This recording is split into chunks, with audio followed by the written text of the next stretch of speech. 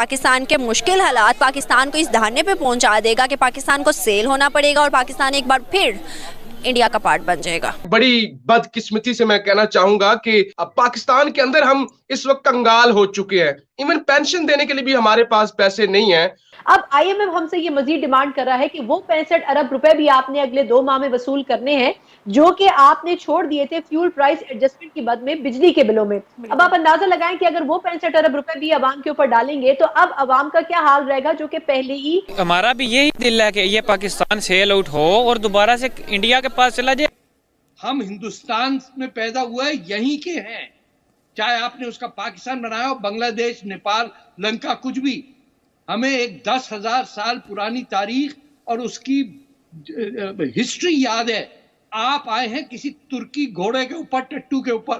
पिछले 7-8 महीनों में 8 लाख मेरी उम्र के पाकिस्तानी मुल्क छोड़ के गए हैं, सिर्फ और सिर्फ इसलिए कि वो मायूस हो चुके हैं। इस वक्त लोग पाकिस्तान को छोड़कर बिजनेसमैन जा रहे हैं। ये वो वक्त आ गया जब पाकिस्तान से सब टेक्सटाइल जो है बांग्लादेश मूव कर गई थी। और आपको ये इस बात पे फख्र है कि हमने जी हिंदुस्तान की बड़ी लूट मार की।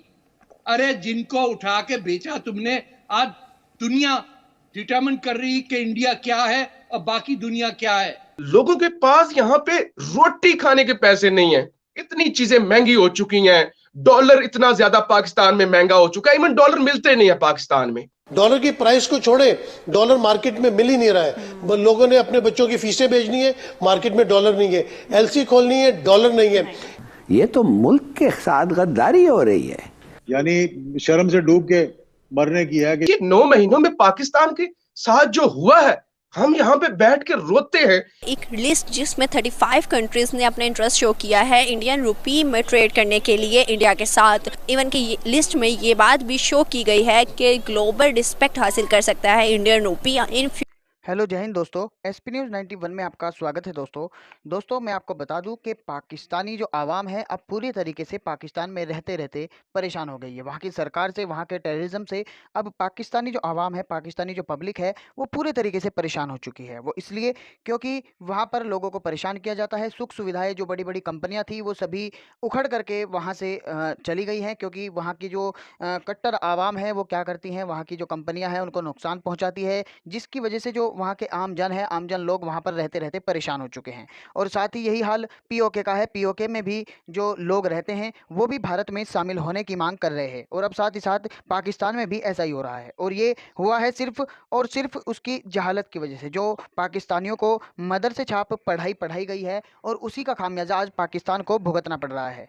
क्योंकि मैं आपको बता दूं कि भारत उससे अब अगर लगाएं आप हिसाब तो 100 साल आगे है। अब रूस और भारत की रुपए में ट्रेड होगी। और जो श्रीलंका है, श्रीलंका में आपको पता ही है कि रुपए से सारे काम। और 35 देशों ने प्रस्ताव रखा है भारत के सामने कि वो रुपए में ट्रेड करना चाहते हैं। 35 देश, 35 देश ऐसे हैं जो रुपए में ट्रेड करना चाहते हैं। दोस्तों ये वीडियो बहुत ही इंटरेस्टिंग रहने वाली है, इसलिए वीडियो को अंत तक जरूर देखिएगा। तो आइए दोस्तों वीडियो को। मीडिया की बात करूँ तो स्ट्रीम मीडिया, सोशल मीडिया, लोग वहाँ पर ये बातें कर रहे हैं, ये कवर कर रहे हैं कि भाई पाकिस्तान के गिरते रिजर्व, पाकिस्तान के मुश्किल हालात पाकिस्तान को इस दहाने पे पहुंचा देगा कि पाकिस्तान को सेल होना पड़ेगा और पाकिस्तान एक बार फिर इंडिया का पार्ट बन जाएगा। ये बिल्कुल आपकी बात ठीक है। हमारा भी यही दिल है कि ये पाकिस्तान सेल आउट हो और दोबारा से इंडिया के पास चला जाए, से दोबारा लीद में चले जाए। इसमें गलती तो कोई नहीं है। क्यों ऐसे कह रहे हो? ये चीज़ भी मैं आपको बताता हूँ। एक तो आप नॉलेज देख लें पाकिस्तानियों का, को देख लें, कंपैरिजन किसी किस्म का बनता ही नहीं है। ये बहुत बड़ी बेवकूफ़ी है कि आप पाकिस्तान को इंडिया के साथ कंपेयर कर रहे हैं। आप नहीं कर सकते। अगर ऐसा हो जाता है कि पाकिस्तान इंडिया एक पार्ट बन जाते हैं तो आप क्या समझते हो अब पाकिस्तान के उठने के चांसेस हैं उसके बाद?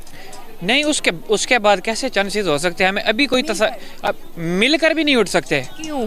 वो इसलिए कि पाकिस्तान के पास है क्या जो ये मिल के उठेंगे? ये दे क्या सकते हैं? ना नॉलेज दे सकते हैं ये इंडिया को, ना ये अपनी कोई इंडस्ट्री दे सकते हैं, ना इनके पास मोबाइल इंडस्ट्री है, कुछ भी इनके पास नहीं है। इनफैक्ट देखें, हम चाइना की जितनी भी कंपनी है, शाओमी कंपनी है, रियलमी, रेडमी, सारे ये इंटरलिंक करके तो अब सारे ऑफिस एप्पल अपने ऑफिशियल जो है वो लॉन्चिंग जो अगला आईफोन 14 आएगा वो तो करेगा इंडिया से। वो क्यों करेगा कि इंडिया पे उसको भरोसा है। पाकिस्तान के साथ वो क्यों कुछ नहीं करता। पाकिस्तान में भी माशाल्लाह से कोई भी एप्पल स्टोर नहीं है पूरे पाकिस्तान में, ठीक है। ये चीज़ है, पाकिस्तानी बहुत इस टाइम नीचे जा रहे हैं। और अब ये अगर लाहौर की बात कीजिए, हम जिधर खड़े हैं यहाँ पे इन्होंने एक ड्रामेबाजी बना दिया कि 10 बजे आपने हर चीज़ बंद कर देनी है। वो क्या है, लोगों को दिखाने के लिए कि यहाँ स्मोक है। ये बेसिकली स्मोक का रीज़न नहीं है। ये रीज़न ये है कि 10 बजे से काम सही से शुरू होता था बरकत मार्केट इधर लिबर्टी वगैरह में। तो ये 20 दिन के बाद ना अमेरिका को अपना ग्राफ दिखाएंगे कि ये देखें अवाम कितनी गरीब है, भूख से मार रही है, हमें कर्जा दे। वो जब कर्जा देगा तो ये सारा कुछ 16 जनवरी को ये सारा कुछ खोल देंगे। ये इनकी मेन रीज़न है। ये स्मोक वाला कोई रीज़न नहीं है, ना स्मोक है ना फॉग है, इधर कुछ भी नहीं है। ये सब जो मीडिया है ना, ये लोगों को गुमराह करने की कोशिश कर रहा है और कुछ भी नहीं है। मैं बात करूँ ना इंडिया और पाकिस्तान की, कि पाकिस्तान और इंडिया को टाइम पीरियड एक जितना हुआ है, लेकिन आज इंडिया को प्रेसिडेंसी मिल गई। इंडिया को G20 की मीटिंग में अगला जो 2023 में वो उनको मिल गया कि आप करवाएं। अगर मैं इसके अलावा बहुत चीज़ें आपको गिनवाऊँ तो सब कुछ इंडिया के पास है। इवन के वहाँ इन्वेस्टमेंट के साथ लोगों ने रिलेशन अच्छे बनाना शुरू कर दिया है। अगर हम भारत की मीडिया की ही बात करें, उनका कहना है कि पाकिस्तान अब डर गया है जब से मोदी आया है। क्या आपको लगता है? पाकिस्तान डरा तो खैर नहीं है, लेकिन ये कुछ कर नहीं सकता। इसलिए फिर जो भी न्यूज़ आती है ना, वो क्या कहते हैं कि जो किसी का वो क्या कहते हैं बेदी होता है ना, वो बेचारा आगे से बोल नहीं सकता। वो जो बात करेंगे हमें माननी पड़ेगी। अब ये इंडिया और पाकिस्तान का हिसाब ये है ना कि हम ये चाहते हैं, आप इधर की अगर आप पुलिस फोर्स देख लें या कोई और देख लें, तो एक उन्होंने आदमी रखा होता है, वो छतरी उसके ऊपर रख के तो चल रहा है, वो अपना खुद हाथ में पकड़ते हैं। अगर मैं दोनों पॉलिटिक्स की ही बात करूं, अपने जितने भी पॉलिटिक्स पीछे, मैं 15 साल का है, 30 साल तो हमारे एक ही ने किया है। अगर मैं 45, 40, 50 की भी बात करूं पॉलिटिक्स को पीछे, और अगर मैं इस पॉलिटिशियन की बात करूं जो कि इंडिया में करंट है और इससे पहले, कैसे कंपैरिजन कर सकते? कंपैरिजन बिल्कुल बनता नहीं है। अब आप ये चीज़ देखें कि हमें एक तो हिस्ट्री सबसे गलत बताई गई है। हमें ना कोई कायदा रहमतुल्लाह अलैह की हिस्ट्री सही बताई गई है, ना कोई हमें अब जी 1965 की जंग पाकिस्तान जीता था, 1971 की पाकिस्तान जंग जीता था। यार कैसे जीता था? अगर जीता तो इंडिया हमारे पे हुकूमत करता। ये हमें ना बिल्कुल गलत नॉलेज दिया गया। फातिमा जिन्ना जी ऐसे थी, ये थी, अल्लामा इकबाल ये थे, वो थे। यार वो जो कुछ भी थे हमें कम से कम। इनफैक्ट मैं आपको एक मज़े की बात बताता हूँ, हम सब मुस्लिम्स हैं, करबला का वाक़या हमें गलत पढ़ाया गया है। जब हमें करबला का वाक़या गलत पढ़ाया गया तो उससे आगे हम पाकिस्तान की पाकिस्तान की सियासत भी हमें गलत पढ़ाई गई है। क्या लगता है कि ये जो 71 की जंग या 65 की जंग बता के पाकिस्तानी स्टूडेंट्स को कि हमने जीती है, इसमें हमारा कोई फैक्ट है, कोई बेनिफिट है? हम जो बच्चों को गलत बयानी कर रहे हैं, ये बिल्कुल गलत बयानी करके नफरत फैलाने की कोशिश कर रहे हैं। अब हम कहते हैं, अब वालिदैन है ना, वो बच्चों से कहते हैं कि इंडिया से आप नफरत करें। आज हमने थोड़े से उनके बच्चों के शॉर्ट्स लिए तो वो यही कहते हैं कि जी हम नफरत करते हैं, हमें वालिदैन ने सिखाया है। इनको घर से तरबियत ये दी गई है कि आपने एक बंदे को, अच्छा हम कहते हैं ना कि यार किसी को डिग्रेड नहीं करना चाहिए। यार हम पाकिस्तानी खुद ऑलरेडी डिग्रेड है, हमने किसी को क्या डिग्रेड करना है? जब हम बात करते हैं कि इंडिया को हम छोड़ेंगे नहीं, इंडिया से हम कश्मीर छीन के लेंगे, इंडिया मोदी को हम नहीं छोड़ेंगे, तो हमें यह देखना चाहिए कि अगर आज हमारी इंडिया के साथ जंग हो जाती है तो क्या एक ऐसा मुल्क जिसके पास रिजर्व भी आपने नहीं है, वो सऊदी अरब से ले रहा है और दूसरे मुल्कों से कह रहा है, और IMF और बाकी जो central bank, Asian central bank, उससे ले रहा है, और इस वक्त डिफॉल्ट की हम पोजीशन पर पहुंचे हुए हैं। हमारे अपने मिनिस्टर्स ये कह चुके हैं कि जो पेंशन होती है ना, ये बूढ़े बुजुर्ग छोटे छोटे नौकरियों वाले जो रिटायर हो जाते हैं और उसके बाद वो पेंशन पे अपना गुजारा करते हैं, उनको देने के लिए पेंशन नहीं है। और लोगों के बिजली के बिल इतने ज्यादा आ रहे हैं कि 100 यूनिट इस्तेमाल करता है, बिल उसका पाकिस्तानी को 20-25 हजार आ जाता है, और लोगों की यहाँ पे एवरेज सैलरी तो 18 से 20 हजार है ना। तो लोग, हम बात कर रहे थे कि ये पोजीशन है मुल्क की इस वक्त।